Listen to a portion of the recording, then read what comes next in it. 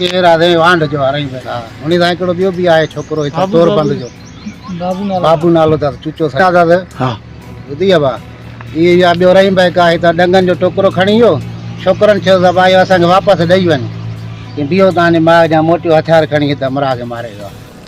ज़िले शिकारपुर जे शहर मदे जी वेझो गायजा थाने जे हद तोरबंद बस स्टॉप भरिसां काल्ह हिकिड़ो इंतिहाई अफ़सोसनाक वाक़ियो पेश थियो आहे। वाक़िए में खजनि जे बाग ते कमु कंदड़ मज़दूरनि जे मथां फायरिंग कई वई आहे।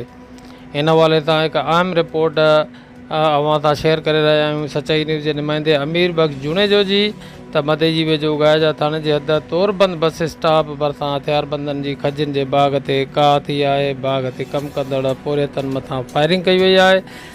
गोलियूं लॻण सबबि पोरियत अब्दुल माजिद वलद अब्दुल अज़ीज़ पौड़ सख़्तु ज़ख़्मी थी पियो आहे। ज़ख़्मीअ जे वारसनि ॿुधायो त केर बिरादरीअ जे गगू केर हमिलो करे असांजो माण्हू ज़ख़्मी कयो आहे, जंहिंखे ॻणती जोगी हालत में लाड़काणे इस्पताल मुंतक़िल कयो वियो आहे।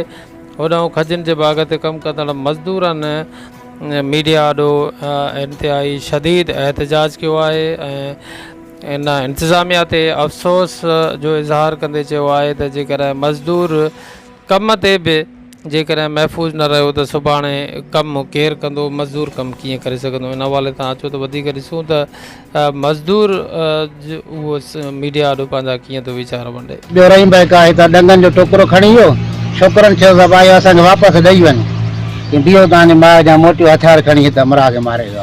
हिकिड़ो ॼणो साईं अब्दुल माजिद बगोलियूं लॻला पहिरों घर ही नहीं हो कोड़े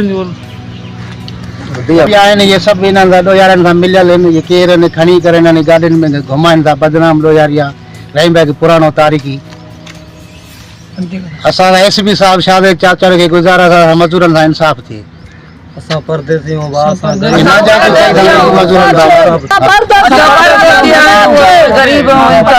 मज़दूर केर रहंदो आहे मज़दूर केर मज़दूरी कंदो केर ॾींदो। गवर्नमेंट जा बि इहे हाल आहिनि ॾोयारी।